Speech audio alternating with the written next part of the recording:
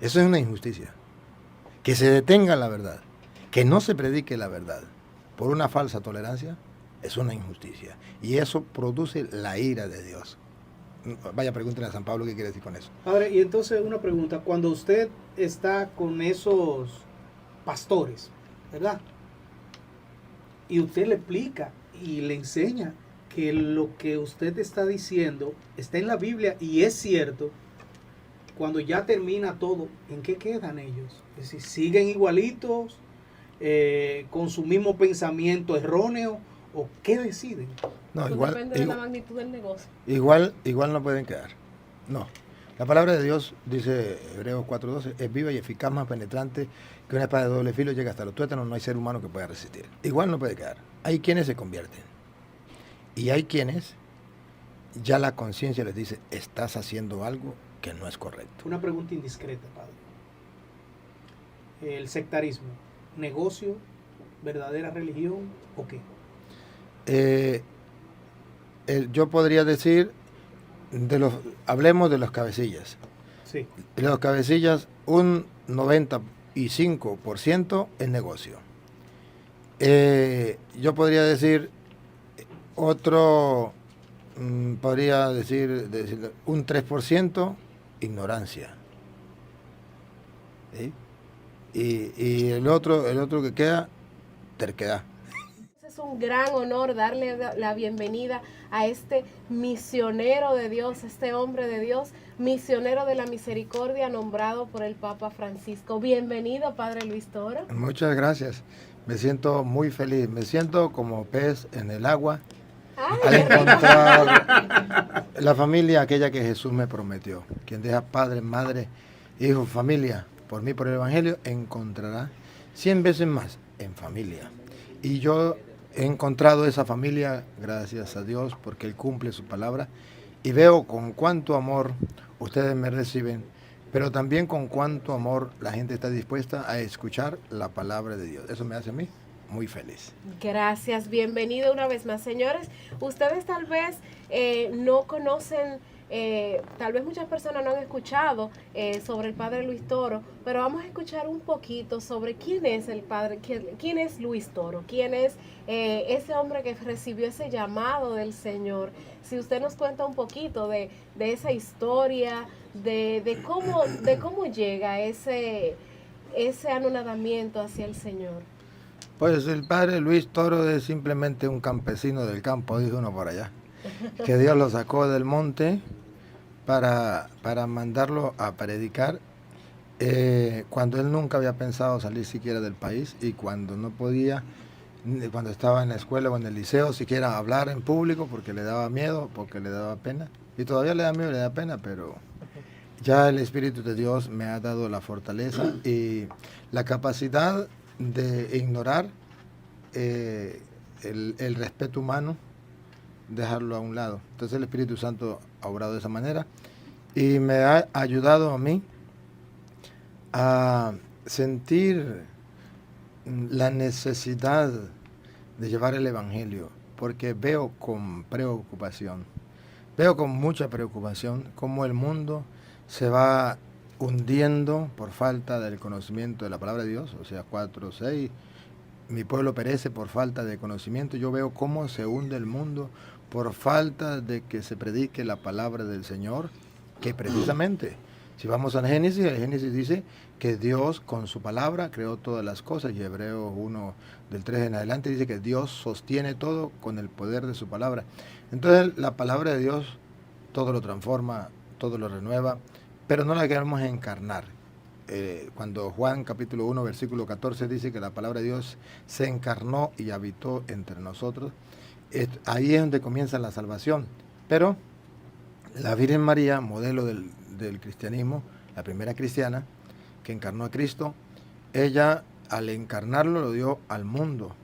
Ahora nos falta a nosotros encarnar la palabra de Dios para que el mundo conozca a Cristo. Eso me ha hecho a mí preocuparme por evangelizar, por centrar la atención en proclamar la palabra de Dios, porque yo creo que al recibir la palabra de Dios, el corazón, la mente del ser humano se vuelve cristiano.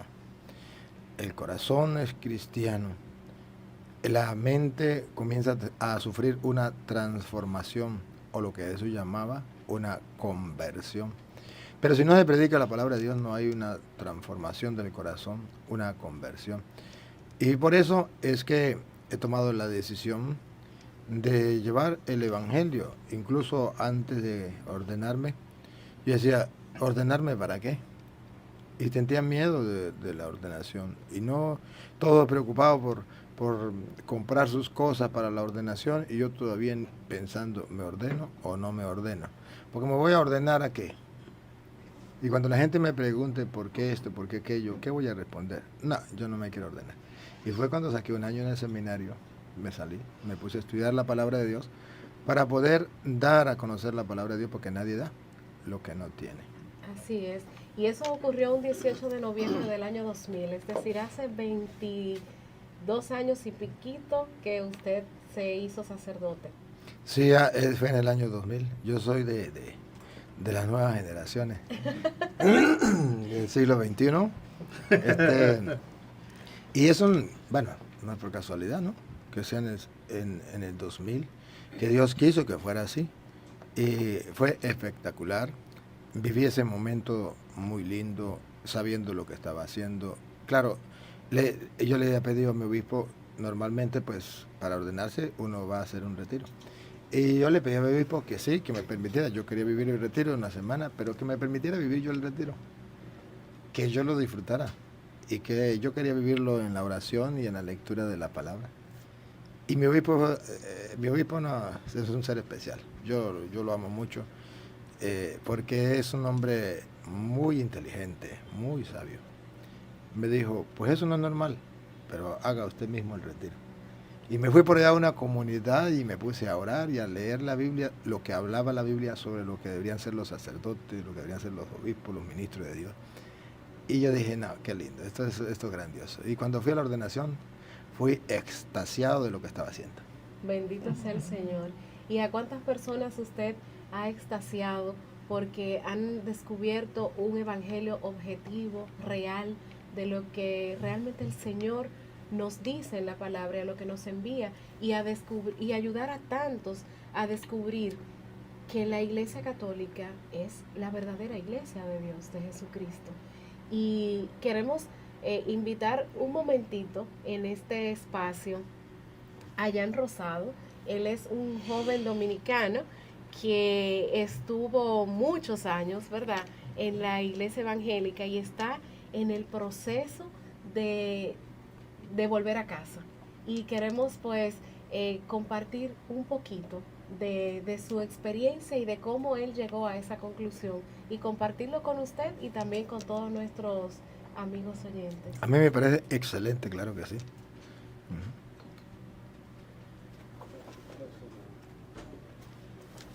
Sí. Buenas. Bueno, primero darle gracias a Dios por la oportunidad de conocerle, de tenerlo aquí. Darle gracias por su trabajo. Y básicamente pues contar cómo ha sido mi caminar. Traerle esa historia de una persona, como dice usted, un católico ignorante que se ha vuelto protestante. Conocí el protestantismo a través de quien hoy es mi esposa. Fue quien me invitó a su iglesia. Yo, como un católico normal de la calle, pensé, esto es lo mismo, es el mismo Dios, están adorando a la misma persona. Y básicamente ese fue el camino que seguí para llegar al protestantismo. Pero luego de unos años ya ahí, si uno estudia, si uno realmente busca la verdad, me he empezado a dar cuenta que hay cosas como que no me hacen sentido, no me cuadran, según lo que veo en la Biblia.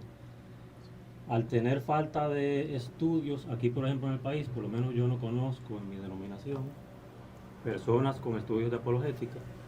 Empiezo a buscar en internet, mi hermano me pasa entonces ahí los videos suyos, y ahí entonces que veo las puertas del cielo abiertas, como dicen.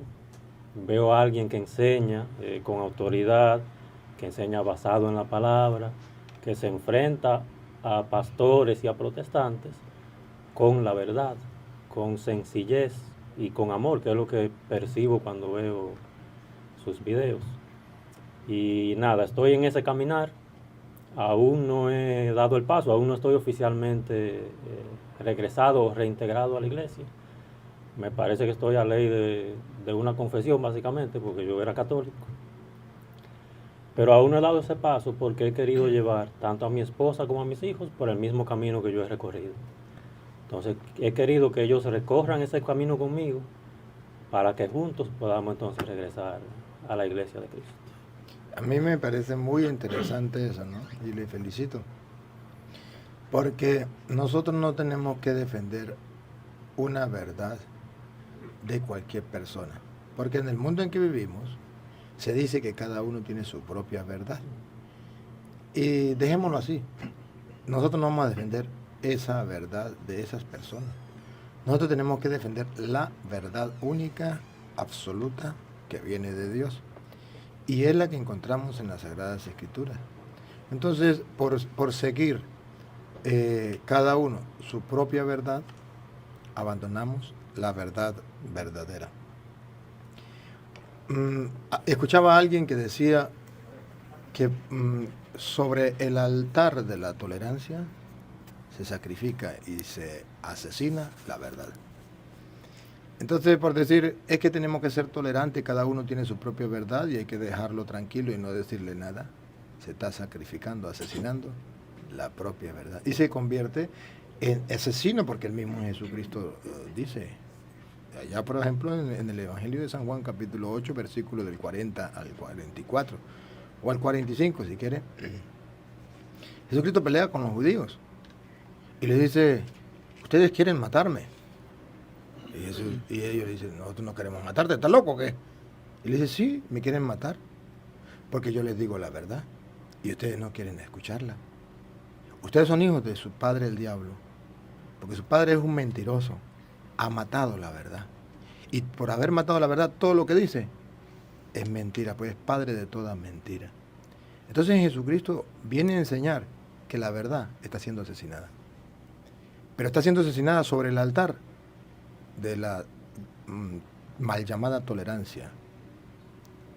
Porque tolerancia significa que yo lo tolere a usted, pero que sea capaz de decirle la verdad. Sin juzgarlo, ni condenarlo, ni matarlo. Sino decirle, oye, eres persona, vale, eres importante, te felicito el trabajo que haces en la sociedad y todo, pero mira, estás equivocado en esto. Si hay que comer con él, como con él. Si hay que trabajar con él, trabajo con él. Eso se llama tolerancia. Pero eso no conlleva a que yo no pueda decirle la verdad. Pero por un mal concepto de la tolerancia, se está matando, asesinando la verdad que es mismo Cristo. Si quiere usted, hermano, que está allí, perdóneme, porque yo estoy acostumbrado. Yo cuando no hablo con la Biblia, yo me siento como, no sé, como que le falta algo a uno, no sé nada, ¿no? Pero léame San Juan capítulo 8. Del versículo 40, Jesús comienza la pelea con los judíos. Y escuchen para que vean esa pelea. Pero ahora procuráis matarme a mí. ¿Observan?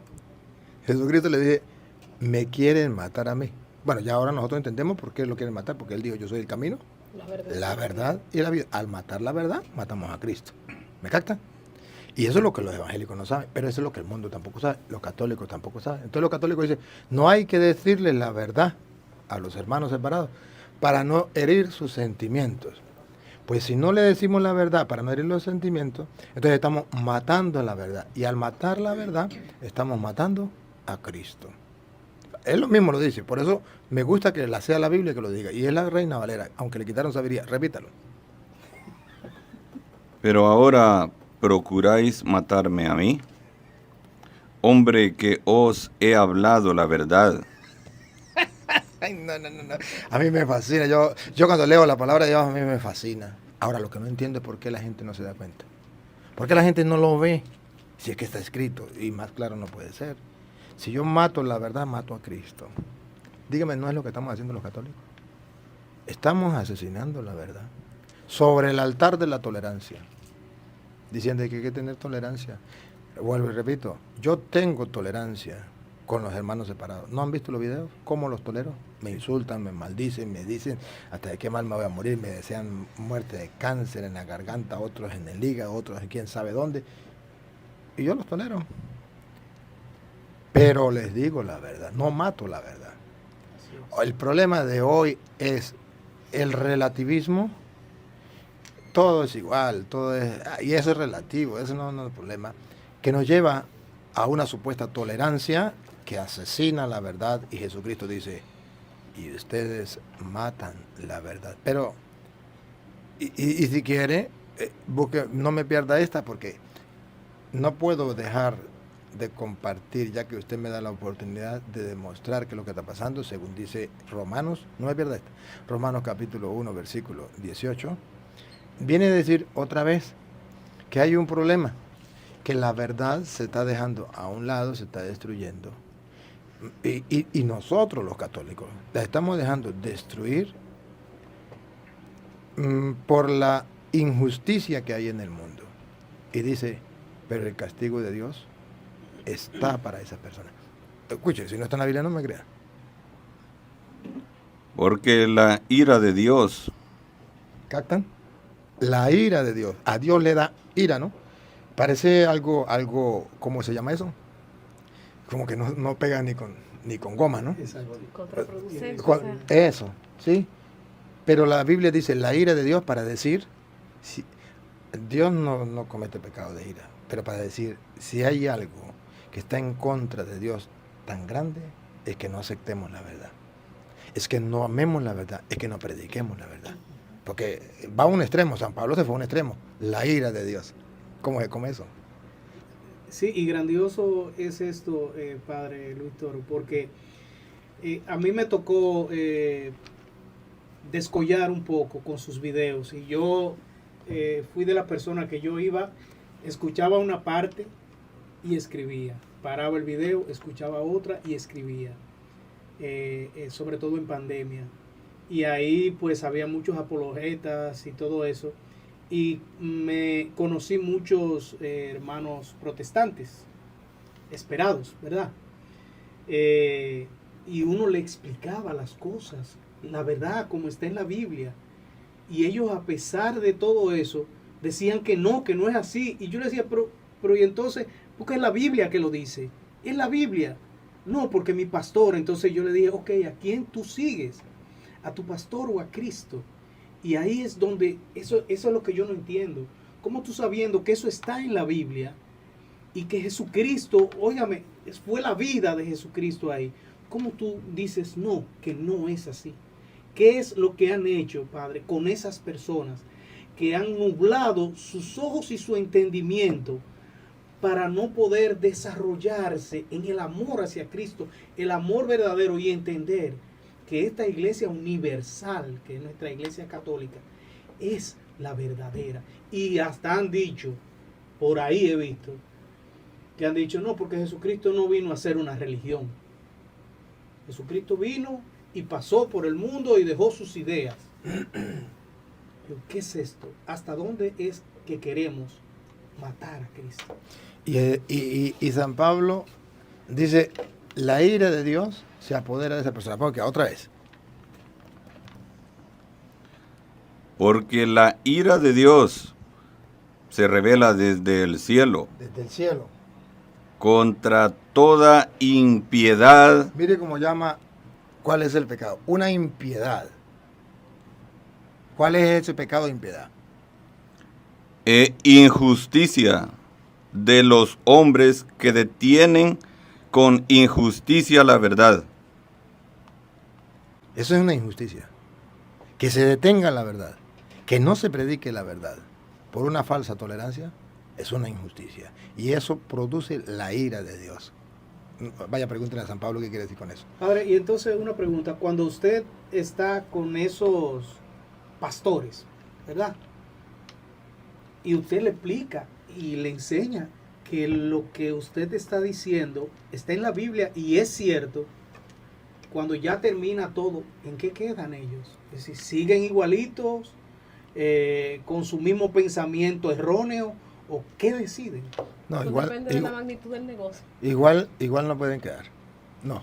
La palabra de Dios, dice Hebreos 4:12, es viva y eficaz, más penetrante que una espada de doble filo, llega hasta los tuétanos, no hay ser humano que pueda resistir. Igual no puede quedar. Hay quienes se convierten. Y hay quienes ya la conciencia les dice, estás haciendo algo que no es correcto. Una pregunta indiscreta, padre. El sectarismo, ¿negocio, verdadera religión o qué? Yo podría decir, hablemos de los cabecillas. Sí. Los cabecillas, un 95% es negocio. Yo podría decir,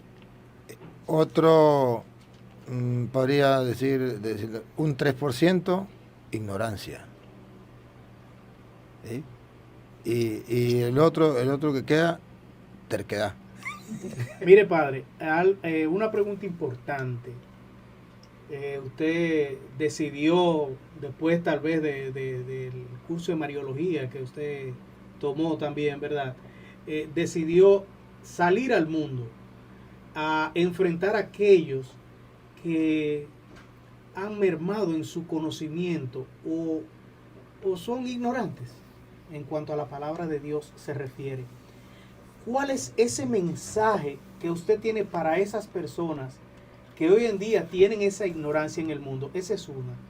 Y dos, yo veo que usted tiene su acompañante acá con la Biblia que no tiene sabiduría, que es la Reina y Valera.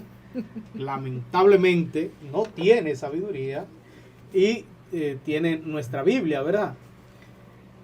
Una pregunta importante, padre. ¿Por qué sacar esos libros? ¿Cuál era el beneficio que esas personas ganaban con sacar esos libros de la Biblia? ¿Y quiénes eran esas personas? Respondo la última y después me acuerdo de la primera. La última. ¿Qué beneficio ganan con sacar esos libros de la Biblia? No tienen ningún beneficio. Solamente el protestantismo, por eso se llama protestante. Protestantismo no tiene doctrina. Por ejemplo, nosotros tenemos doctrina. Nosotros decimos, vamos a ver la doctrina sobre la Eucaristía. Cristo está en la hostia por esto. Doctrina sobre la confesión, doctrina sobre el Papa, la doctrina sobre la Iglesia, tenemos doctrina. Los protestantes no tienen doctrina. Los protestantes lo que hacen es, a ver, ¿qué enseña la Iglesia Católica? La Iglesia Católica enseña que el Papa es el vicario de Cristo. Protesto, el Papa es la bestia. Entonces, no tiene doctrina, atacan la doctrina. La Iglesia Católica, ¿qué enseña? Que María es virgen. Protesto, María no es virgen, María es una mujer cualquiera.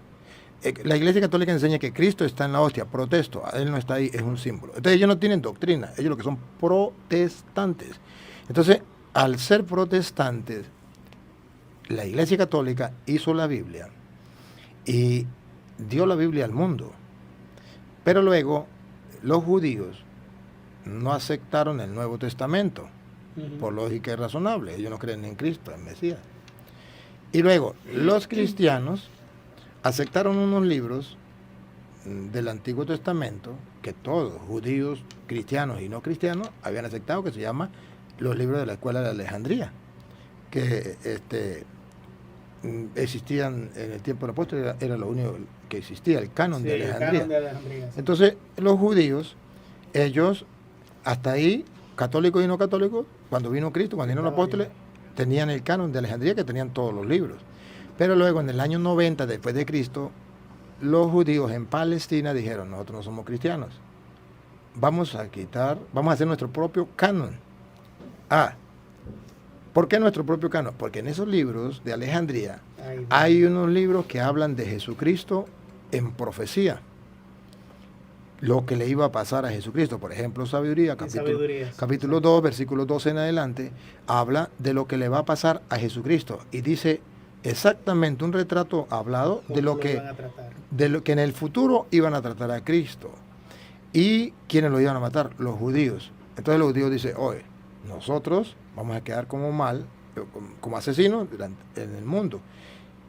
Y luego, cuando la gente se dé cuenta que esto estaba profetizado, póngale usted 100 años antes de venir Cristo, y que se cumplió, la gente va a creer y dice, bueno, si no es de Dios, ¿cómo se cumplió? Entonces mejor quitemos el libro de la sabiduría. Es un ejemplo.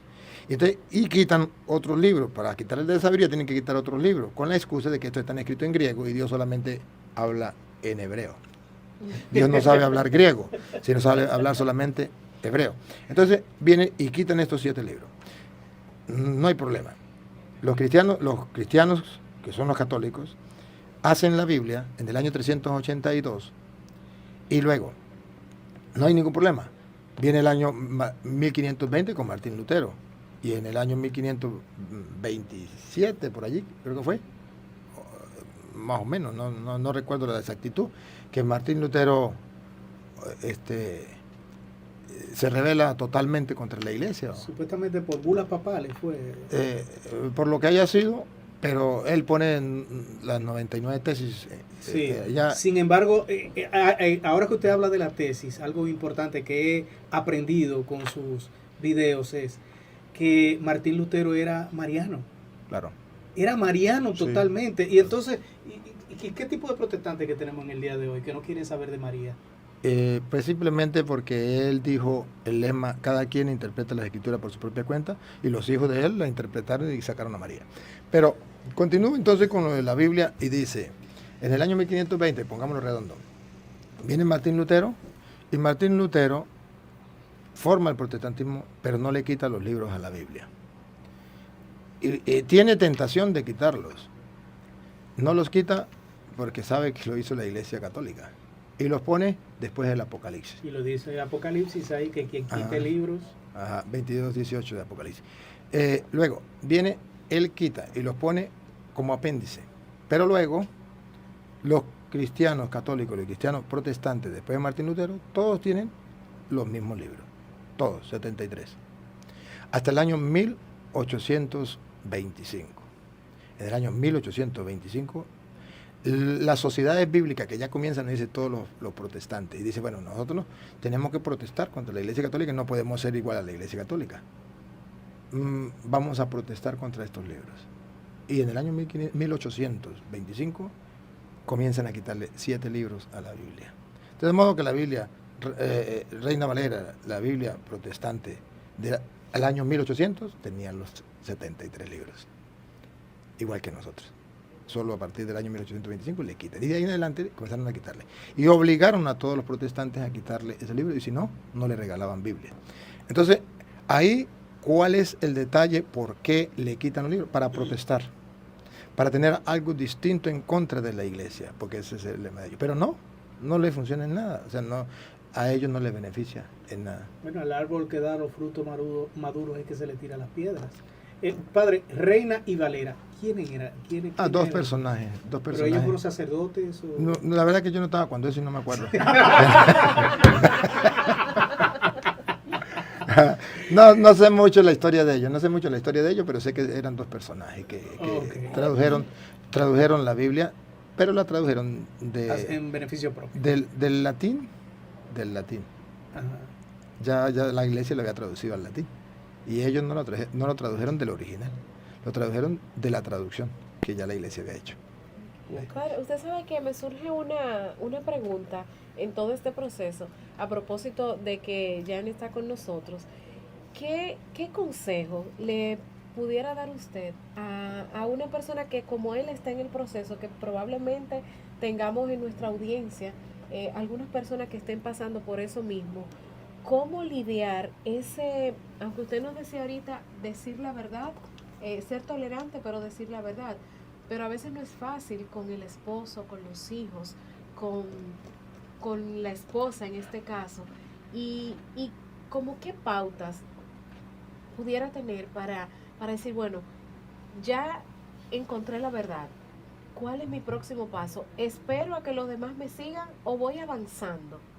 Voy avanzando para que ellos me sigan cuando vean el ejemplo, cuando vean que yo, o sea, a eso me refiero, como a ¿qué usted le aconsejaría específicamente a Jan y a cuántos Jan están escuchándonos en este momento? La mejor manera de él motivar a su familia, o de él, llamémoslo así, mover de este punto al otro punto a la familia, es dando el paso a él. No puede darle la mano si no ha pasado el abismo. Si ha pasado el abismo, usted le puede dar la mano para pasar al otro. Mientras que esté allá, no lo van a seguir. Porque es una mentira, es un engaño. No está dando el testimonio, tiene que dar el paso. Y el paso se da en fe. Porque usted lo debe recordar, Romanos 1:16, que no me avergüenzo del Evangelio, que es poder de Dios para el que cree. Primero primero el judío y después lo demás. Y dice, porque el justo vive de fe en fe. Los pasos son de fe en fe. Y usted tiene que dar un paso en fe. ¿En fe en qué? Simplemente que está en la palabra de Dios, que está escrito. Y esa es mi fe. Yo creo en la palabra de Dios y doy el paso. Creo en Jesucristo. Él es el camino, la verdad y la vida. Y cuando yo crea en el camino, la verdad y la vida, mi esposa y mis hijos van a creer en el camino, la verdad y la vida, porque yo soy un modelo, soy un ejemplo.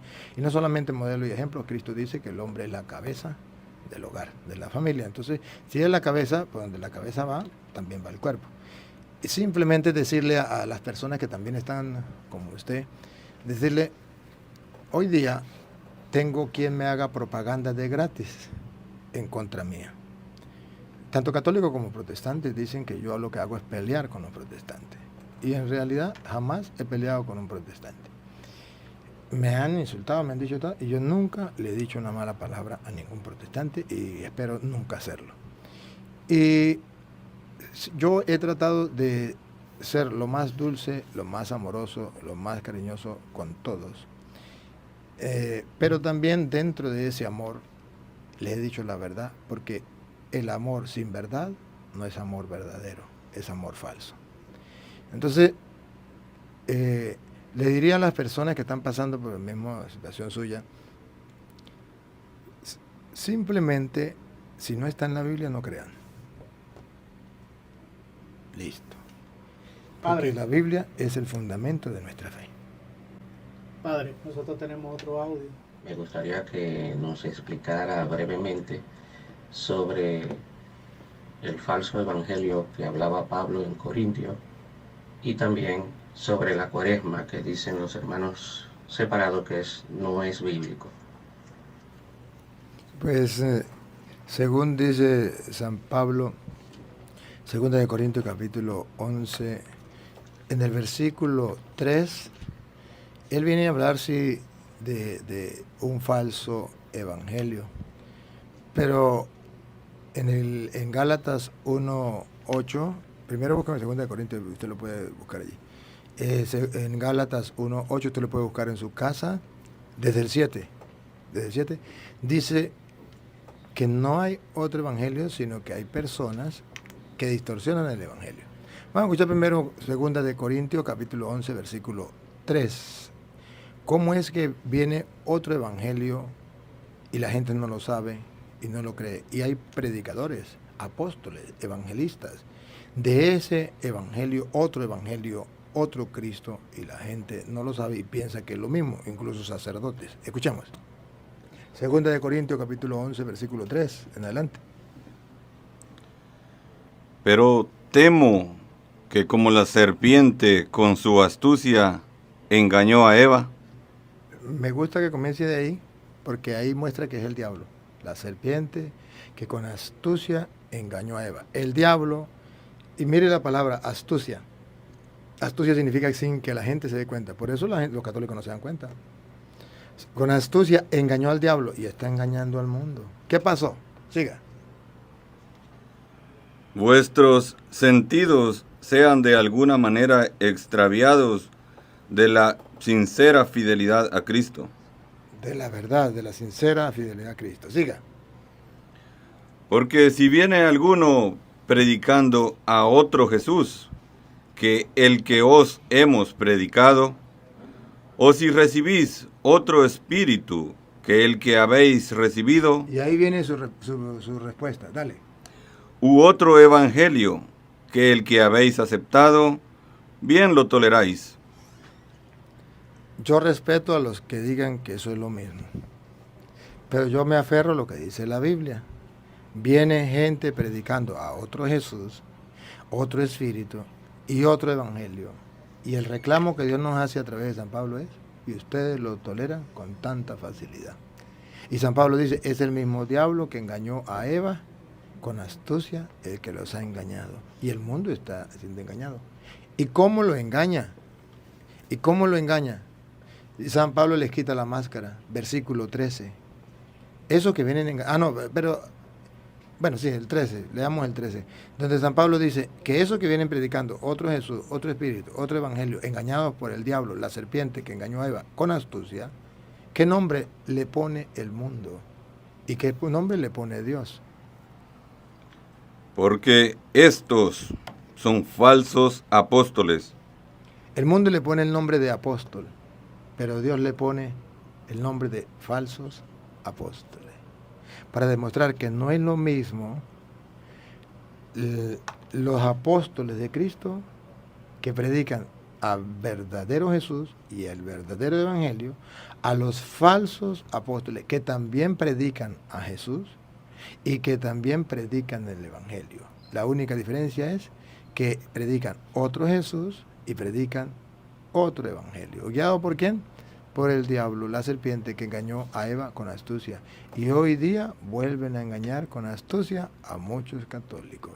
Y dice Pablo, en realidad, a los ojos de Dios, son falsos apóstoles, siga, Obreros fraudulentos. engañadores. Trabajan, dice el apóstol que trabajan. Que por ahí usted no puede decir que son verdaderos apóstoles porque trabajan, ¿no? Dice, son obreros, pero son fraude, cometen fraude, fraudulento. Están cometiendo un fraude contra la palabra de Dios, contra el evangelio de Dios, que en Gálatas 1:7 lo dice claramente. Vienen tergiversando o cambiando el evangelio de Cristo. Siga. Que se disfrazan como apóstoles de Cristo. Esto no sé, pero para mí queda sumamente claro. Yo no sé por qué para la gente no, pero para mí sí. Porque es que la gente no quiere leer la Biblia. Se disfrazan, ese es el trabajo de los protestantes y ese es el disfraz que yo les quito. ¿Usted cree que en República Dominicana no hay protestantes? Muchísimo. ¿Y por qué no han venido a hablar conmigo? Me imagino que hoy, que estamos hablando por la radio, entonces esta noche sí me van a llegar, o mañana sí me van a llegar donde yo estoy. ¿Por qué no llegan? Porque yo les quito el disfraz. Por ahí hay uno que le dicen los rabacucu, que yo no sé por qué que no han llegado donde usted todavía. Yo quisiera que usted viera cómo es esto.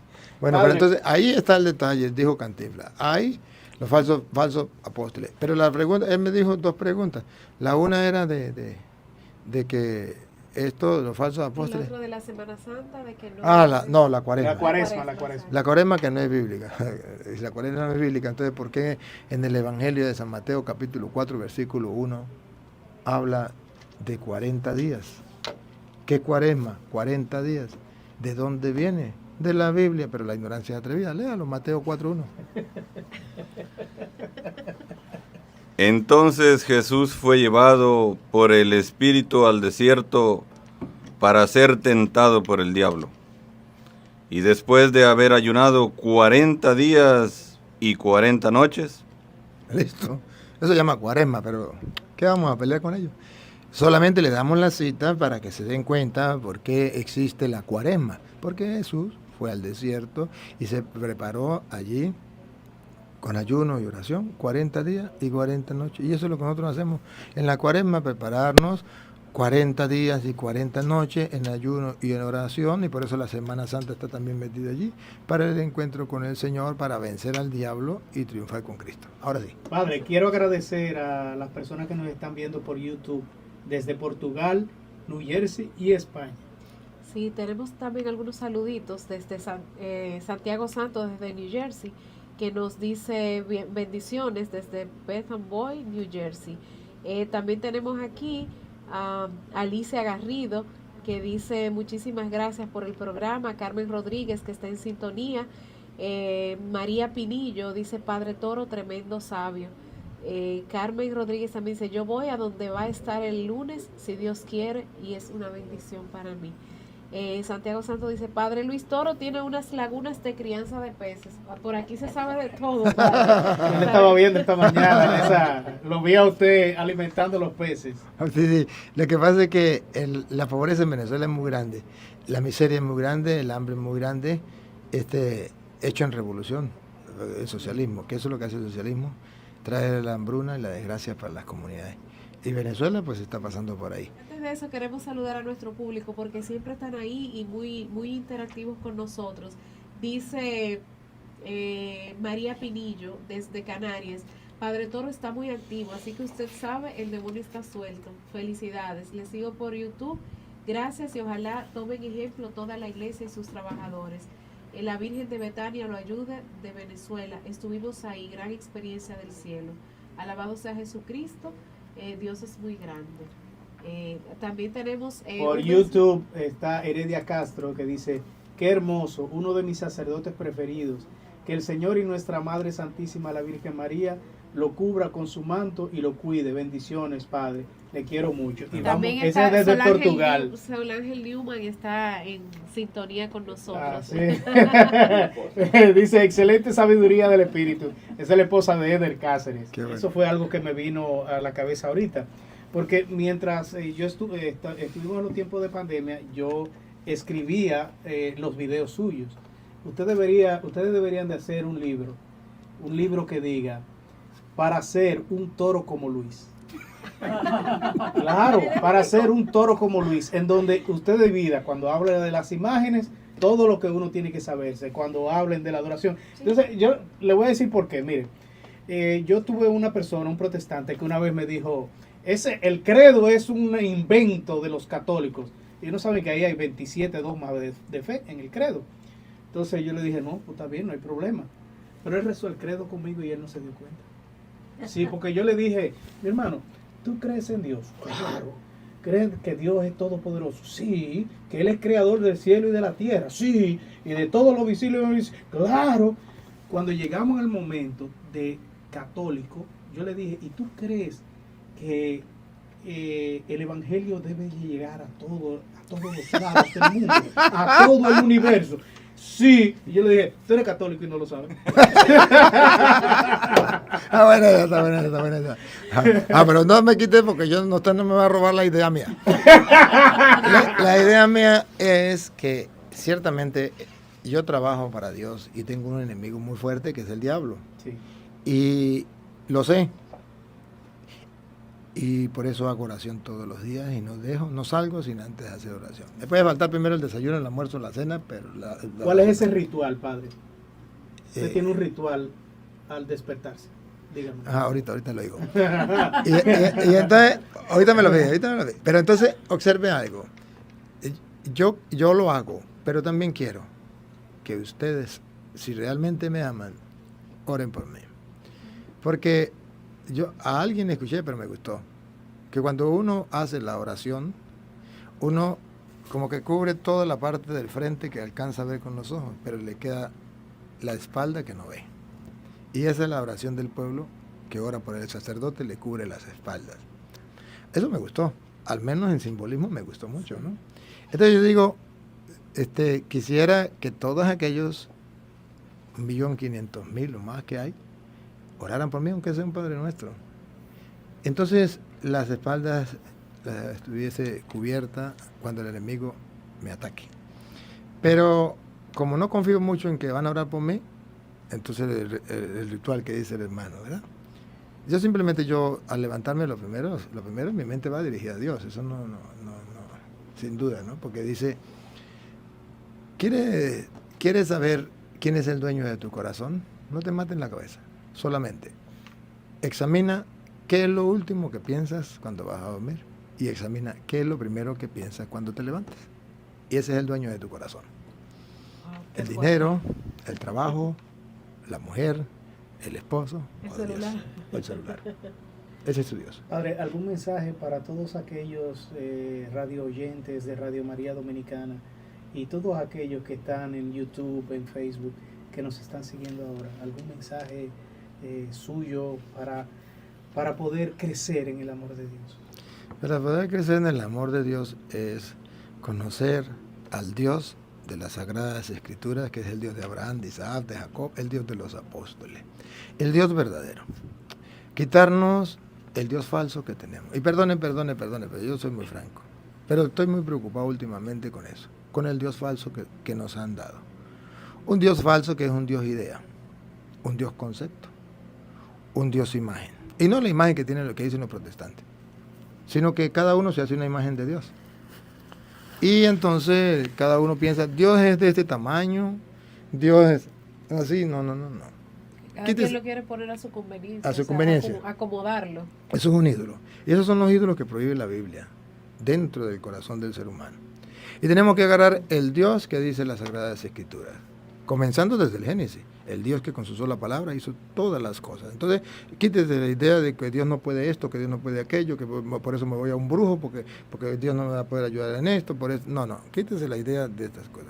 Crea simplemente que hay un Dios todopoderoso. Y luego, al saber que ese Dios está, mira, trato de decirle pues algunas de las técnicas que yo utilizo para ir a la oración. Primero, creer que ese Dios lo puede todo y con su sola palabra hizo todas las cosas, incluso me hizo a mí, de Él vengo y a Él voy. Luego, ese Dios está en todas partes al mismo tiempo. Todo lo sabe, todo lo ve, todo lo puede. Una hormiguita de esas negras chiquiticas, en una noche oscura, en la profundidad del mar, Dios la ve. No me va a ver a mí. Pero ese Dios no solamente lo ve todo, sino que además Jesucristo se esforzó lo máximo que pudo para decir que ese Dios era Padre que nos ama. Al extremo que dio a su único Hijo para salvar a la humanidad. Pero nosotros no nos han enseñado de ese Dios amor. Y entonces pareciera que nos han metido la idea de un Dios malo, de un Dios verdugo, de un Dios que no se preocupa de nosotros. No, simplemente tenemos que saber que es un Dios Padre, de modo que si es un Dios Padre, yo confío como un niño en Él, totalmente mi vida, y lo que pase tranquilo, tengo a mi papá, Él se preocupa por mí, Él me da lo que yo necesito, y me abandono completamente en manos de Dios. Lo que sí le pidiera a todos los que me están escuchando, la palabra es abandono. Abandónense en las manos de Dios, que Dios te cuida, te protege, te ilumina, te acompaña, te ayuda, te ofrece la vida, te da todo, absolutamente lo que necesitas, tanto corporal como espiritual. En las buenas y en las malas, Dios estará contigo. De eso se trata. Pero para eso es necesario estar a solas con Él en la oración. El problema es que no oramos. Ese es el problema. Y al no orar, no tenemos la intimidad con Dios. No estamos a sola con Dios. Saquemos cuenta. Si usted una vez se ha enamorado, usted sabrá que usted siempre ha buscado tiempo para estar con esa persona. Pero no se conforma con estar con esa persona, donde hay mucha gente. Busca tiempo para estar a solas con esa persona. Si nosotros queremos enamorarnos de Dios, o bueno, vamos a ponerle que no quiere enamorarse, le parece bien a una muchacha, pues usted dice, yo quiero momentos a solas con ella para enamorarme de ella y que ella se enamore de mí, a solas. Así también es con Dios. Nosotros tenemos que enamorarnos de Dios. Y Jesucristo lo resumió de esta manera. Y dijo, amarás al Señor tu Dios con toda tu mente, con todo tu corazón, con toda tu alma, con toda tu fuerza, con todo tu ser. Esto significa que yo tengo que buscar el encuentro con Dios personal a nivel mental, pero luego tiene que darle paso al corazón, a nivel de corazón, pero más adentro, a nivel espiritual. Pero entonces que yo tengo que entregarle todo mi ser a ese Dios, pero consciente de que me ama, consciente de que es mi Padre y dispuesto a disfrutar de ese amor. Y si quieren ver el amor de Dios, hagan un ejercicio. A mí me funcionó. Agarra un papel y un lápiz, aunque sea por una semana, un papel y un lápiz. se levanta de su cuarto y al salir comience a ver. Vio, lo primero que vio a su papá, mi papá. Segundo vio el perro. Tercero vio el gato. Después vio lo que usted vea, escríbelo.